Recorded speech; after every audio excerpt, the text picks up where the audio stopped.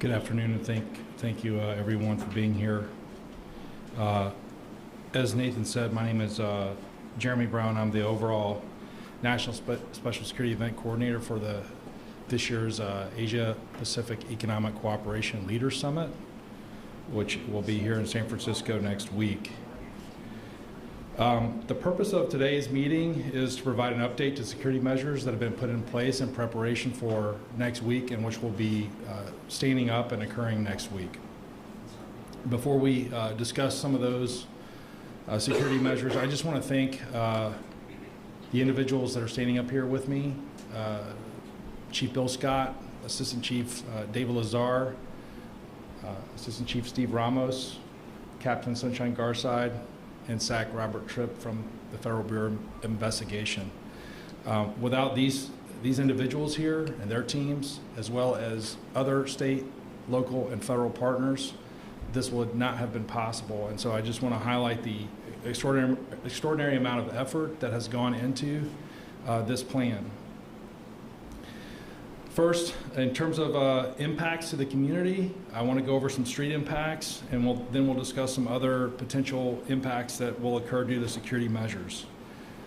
First, beginning Monday, November 13th at approximately 10 p.m. around the Nob Hill area, around the Fairmont Hotel, there will be perimeter assets that are going to be installed, fencing and those types of concrete, those types of items. And that will extend with a full security sweep beginning late that evening into the early morning hours of Tuesday, November 14th. That perimeter will remain in place beginning Tuesday, November 14th in the morning through the evening or a TBD time on Saturday, November 18th.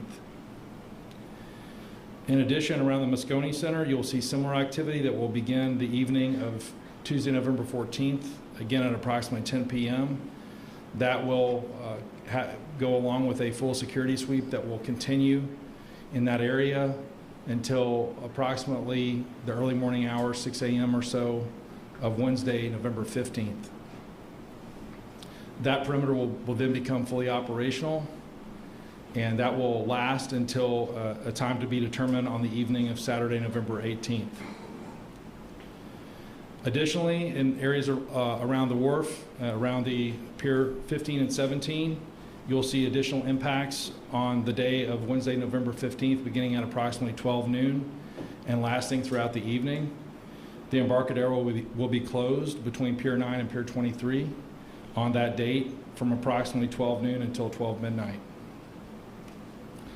On Thursday, November 16th, you'll see activity and street closures and impacts around Lincoln Park and the Legion of Honor.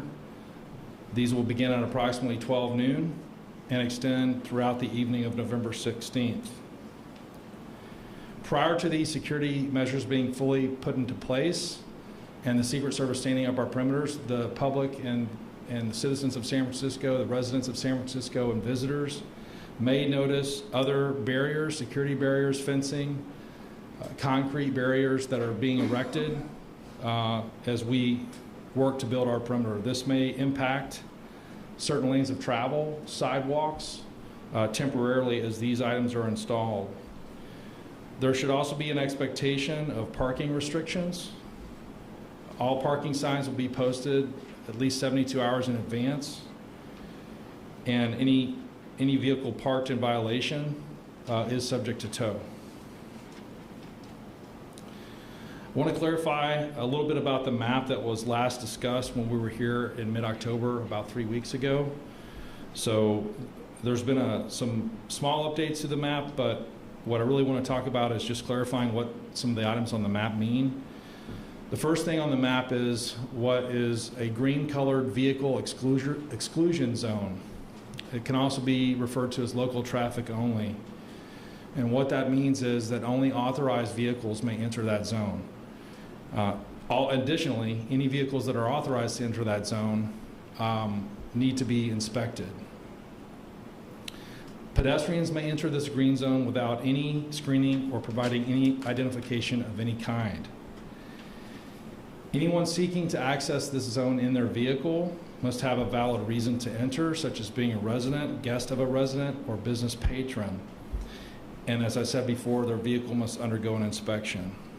There will be no parking available in this zone, and there will also be no public transportation available in this zone, subject to a few exceptions I'll go over later.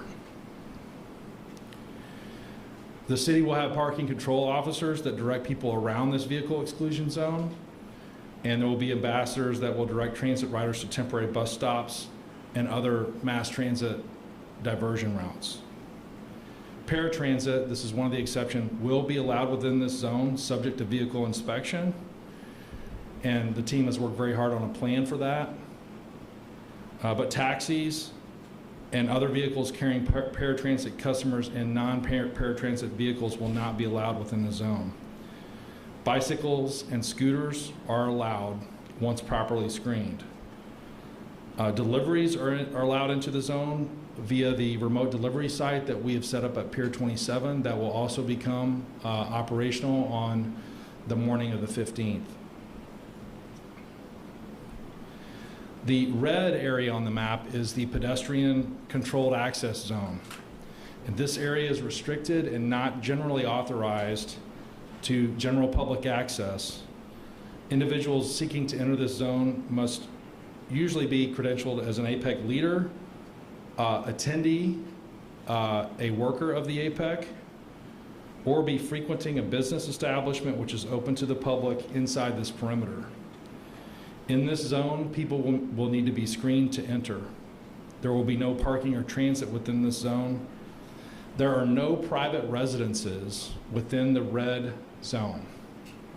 I want to say that one more time. There are no private residences within the red zone. All the residences are outside the red zone. So that means that anybody seeking to access their residence can do so by walking on a sidewalk which is open to get to their residence. Hot food delivery, unfortunately we can't accommodate the hot food delivery into the vehicle exclusion zone, but I'm proud to say the team up here has developed a plan working with the city of San Francisco to develop special loading zones. We have 2 of them near Moscone that are a block away from the pedestrian access points and will allow these deliveries to be accomplished. The delivery agents can park their vehicles in these zones, subject to local regulations and laws. Hot food delivery services are encouraged to work with the city, as well as their own customers and businesses, with a plan to consolidate these deliveries as much as possible in these locations. Residents seeking to access their residence via their vehicle and park in their garage may do so, subject to having their vehicle inspected at one of the checkpoints noted on the map. During the inspection, the resident will be asked to prove their local or provide evidence of their residency or their reason for seeking access to that garage. A lot of the garages are staffed 24 hours by Secret Service or other law enforcement personnel that can assist residences or guests in accessing garages. In some cases, there may be an escort needed. If that's the case, then there will be an escort provided by the Secret Service. Anybody seeking to leave their garage that's having trouble should ask the nearest law enforcement official or Secret Service agent for assistance, and we have a plan to assist them with that. Rideshare services, unfortunately, these will not be able to be accommodated within the vehicle exclusion zone. Very similar to hot food delivery, we have a plan that we have collaborated with the city on to have a place where these vehicles can stage approximately 1 block away from the zone and then walk into the places where these, I'm sorry, let me back up. A place where they can stage approximately 1 block away where the people who live within the vehicle exclusion zone can walk 1 block away and catch their ride share. If there are supported personnel that are unable to walk, again, they're encouraged to take the paratransit service that I highlighted before, or use their mobility devices to gain access to their vehicles. The team here has conducted an extensive amount of business outreach. I said the first time that we met in October that it's unavoidable to have an impact to businesses and people in the city with an event of this magnitude, and that's obviously the case. However, we've worked tirelessly together to come up with a plan that would minimize the impact to the public as a result of the security of this event. I want to say the vast majority of businesses are going to be open without any impact. There's a few that have some minimal impact, and then there's a handful of businesses that have decided to relocate their operations elsewhere temporarily during this event. But I just want to say that the team here has conducted extensive outreach with the city, in partnership with the city, with various residents and community organizations to message this and to come up with a plan taking into account everybody's needs. And so I'll just close and say that this event has been very humbling for me to work with the people standing up here and say that they've done an excellent job, they and their teams, in coming up with a plan that does seek to minimize the impact to the public. But first and foremost, everybody here wants to make sure that everybody coming to this event, everybody that's in San Francisco during this event, whether a visitor, guest, temporary resident, doesn't matter, we want to make sure everybody here is safe and that they have the opportunity to enjoy this event. So with that, I'll close and introduce San Francisco Police Chief Bill Scott.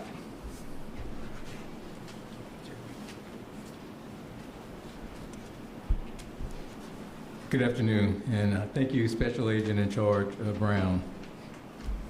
I too want to thank our partners that stand before us, and also there are a lot of folks who aren't here that are working with all of us to make this happen. I got to give a special thanks to Assistant Chief David Lazar of the San Francisco Police Department and his team. We're excited. We're excited about APEC. We know that it's a lot that goes into this. We've done a lot of planning. And we want this event to be a model event for our city and for our country. The biggest message that I have before you is we are ready for the moment. You know, we are expecting 20,000 plus people from across 21 member APEC economies and hundreds of CEOs from around the world. And again, I think that our city is ready to meet this moment. We expect that there will be First Amendment activity taking place during the next week. And our message is simply this: people are welcome to exercise their constitutional rights in San Francisco, but we will not tolerate people committing acts of violence or property destruction or any other crimes. We will make arrests when necessary if those acts of violence or property destruction occurs, and we are prepared to do just that. If you are involved in a protest, we ask that you please be aware of what others might be doing, especially if they are committing crimes. We will work to communicate with demonstrators and ensure that people are treated with dignity and respect, as that is always our goal. The San Francisco Police Department has a full-time team working with all department bureaus for APEC events and the city as a whole. Our partners from the California Highway Patrol has committed resources to assist the SFPD and the City and County of San Francisco for this unprecedented security event. And we really do appreciate everything that the state of California and our partners at the California Highway Patrol will bring to the table here. We have a lot of experience handling these type of events, including our yearly Pride parades, the 2018 Global Climate Action Summit, Super Bowl 15, victory parades for warriors and giants. So we are used to large-scale events. However, as been stated to you many, many times, this is the first national special security event in San Francisco. So we're excited for the opportunity and we're excited for the challenge. Now the police department, the San Francisco Police Department is staffed up to prepare and make sure that this event is safe for everyone. And what that means for us is we are fully mobilized all of next week, which means every able-bodied officer will be working. And we'll be working 12 to 14-hour shifts. We'll have coverage daytime and nighttime. And our goal is to be prepared for anything and everything that may come our way. We do not anticipate that APEC will impact other city services like emergency calls for service or 911 emergency responses. We will be available for those responses as normal. As a matter of fact, you might see more officers, or you will see more officers than normal because everybody is working, as I talked about the mobilization. So we have prepared for services in the greater city at large. Also, our sworn members will be working over this week, and we have response teams ready, we have safe passage teams ready, and the work that we do on a day-to-day basis will continue. So everything that we've been doing on a day-to-day basis to make our city safer, to make our city cleaner, will continue. We also have other local agencies in terms of the Bay Area agencies that are assisting us, and we want to thank them as well because we could not do this work without assistance from those agencies as well as the California Highway Patrol and as well as our federal partners led by the Secret Service. I want to give a special thanks to Special Agent in Charge Robert Tripp, who's standing up here with us, and his team from the FBI. Again, this is a team effort, and it takes all of us to make this event successful. We are all committed to do just that, and we plan to have great outcomes with this year's APEC conference. So here are a couple of asks for the public. We're asking you to please stay vigilant. If you see something, say something. No matter what you see, if you think it's suspicious, please call it in. If it is an emergency, a crime in progress of violence, or if somebody's in peril, please call 911. If it is a non-emergency call, you can call 311 or you can call 415-553-0123. As Special Agent in Charge Brown stated, there will be impacts, and we have worked collectively to do everything we can to mitigate those impacts, to make this event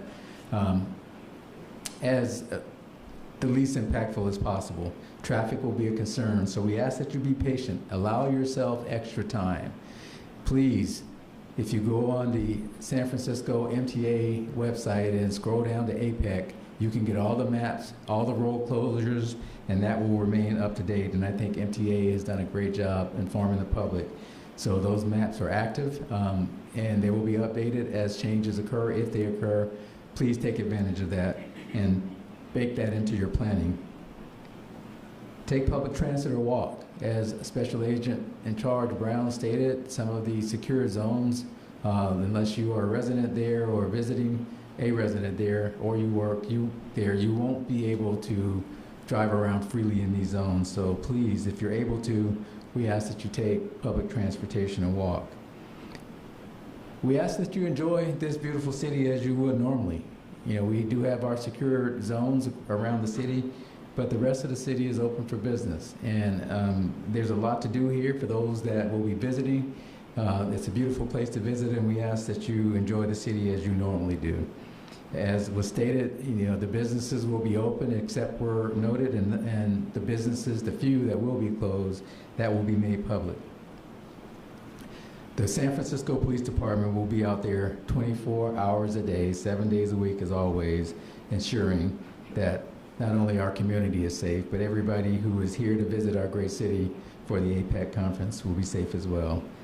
Let's please be respectful and tolerant to one another. Many people are from many different cultures in this city as normal, and we will have people from all over the world visiting us. We want to make sure that we welcome them, that we respect the cultures, and that we respect the differences, because that is what this city is made of. Let's show the world that we are truly a world-class city. And with that, I will turn it back over to Mr. Allen. Thank you. Thank you, Chief Scott. So with that, we'll take some questions. When I call on you, please state your outlet and your name. So we'll start over here. Hi, here with Lady San Francisco Standard. I heard that there are areas around Lincoln Park and around Legion of Honor that will be also affected and have increased security. I was wondering if you could go through one more time and say what those conventions will be and why that security was added. So I'll take the question. Appreciate the question regarding Lincoln Park and Legion of Honor. So there are APEC-related events occurring in that area. That is not that's not new or an addition. That was pre-existing and known about. It perhaps wasn't highlighted the last time we spoke, but there are APEC-related events in that area, so there will be road closures, and the Lincoln Park will be closed that day to the public. Fatima Navarrete, Telemundo. There is people concerned about the security checks or points and the possibility to be asked to show proof of residency, immigration status, or citizenship. Can you talk about that? That's a really good question. So I really appreciate that question. So that's something that I just like to say that the Secret Service and the law enforcement officials that are here to secure APEC and for everybody's safety. Now, we have an obligation to follow laws and policies, but we're not here to check people's status and why they're here. We're here to secure this event. Let's go to the side of the room. I see a hand back here. Yeah, Christian Captain, KTVU, Channel 2 News.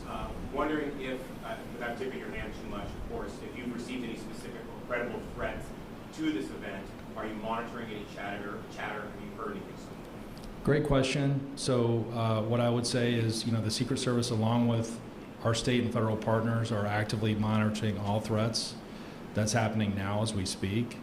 But as a general rule, we don't comment on our active threat investigations or what we're doing as far as threats. Over here. Suzanne with ABC 7. EMS needs early warning of demonstration zones. How's the Secret Service and the SFPD going to notify EMS of potential closures? How are agencies working together to ensure that minimal impact is being made on the emergency response teams? So I want to make sure I understand the question. When you say EMS, do you mean like emergency medical services? Okay, so what I would say is that San Francisco Fire Department, including emergency medical services, is embedded with the Secret Service at various communication centers during this event. And so that notification will be seamless. What we will know in terms and what San Francisco Police Department knows, or California Highway Patrol as it pertains to any activity, not just protests, but any activity that impacts roadways or the ability of first responders to get to where they need to go, will be known immediately. Is there a way Go ahead, please. is there a way to minimize the impact on response times because we know there's going to be all these security? So one of the things that we have done, it's a good question, to minimize those response times is there are certain places where those emergency medical response assets have been pre-positioned. We have a whole plan as it pertains to medical and health and how to deal with that, whether inside our zone or outside our zone. And that's been, we've also brought in additional federal assets from the Health and Human Services, including doctors, physicians, et cetera, to take up this added need and the possibility of additional load on the system. Right here in the middle. Dan Kerman with Cron 4 News. In terms of the new information that you've given, is that mostly clarification about pedestrian searches versus not pedestrian searches? Can you re-emphasize that so we're clear on what is the new information in a sense today? That's a really good question, and you said it really well there. The correct answer is there's not really been a lot of new information that we provided today. We simply clarified what our vehicle exclusion zone means and what our pedestrian access, restricted access zone means and what that means for people that are attempting to access those zones. And again, which pedestrians will have to go through the inspection and which won't? So anybody that's a pedestrian coming inside that red zone for any reason will be subject to inspection. In general, the people coming in there will be APEC attendees, but if they're not APEC attendees, they may be accessing a business that's open to the public that we have worked to develop a plan to allow to remain open and encourage to remain open. But because of its proximity to our zone, we have certain security procedures, or it could be a hotel, for instance. That's another example. So those would be the people that would be subject to that screening at that time. In the red zone? Yes. The green zone is vehicles only. The only thing that's being inspected for entrance into the green vehicular exclusion zone is the actual vehicle, not the person. on the floor. I kind of have a clarification following that. Megan with KCBS Radio. The barriers are not new as well. That was something I felt like I didn't hear last month that I heard now was the barrier areas with the concrete and fences. So no, that's also not new. Again, this is why we're here to remessage this, to clarify. Great question. So it has always been the plan that that red zone will consist of a variety of barriers, whether that be fencing, concrete. There will also be some concrete in the vehicle exclusion zone to prevent vehicle access, but to allow pedestrian access. So that's these types of barriers, and I didn't even name all of them, will be seen throughout the zones. Any other questions? Over here? Yes. Yeah, hi, Chief Scott, Greg Metz here with Reuters. Chief Scott referred to, you don't have to feel this, but you referred to some First Amendment events. I assume you mean rallies. What's your expectation for how many will occur, and where, and do they all have to file do they all have to get permitting for the right to do so?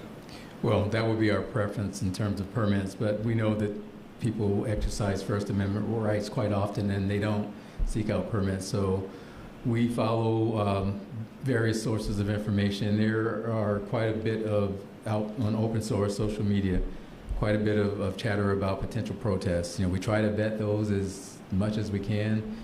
All we can do is, seek out the information, prepare for it, and we don't know which ones will materialize and which ones won't.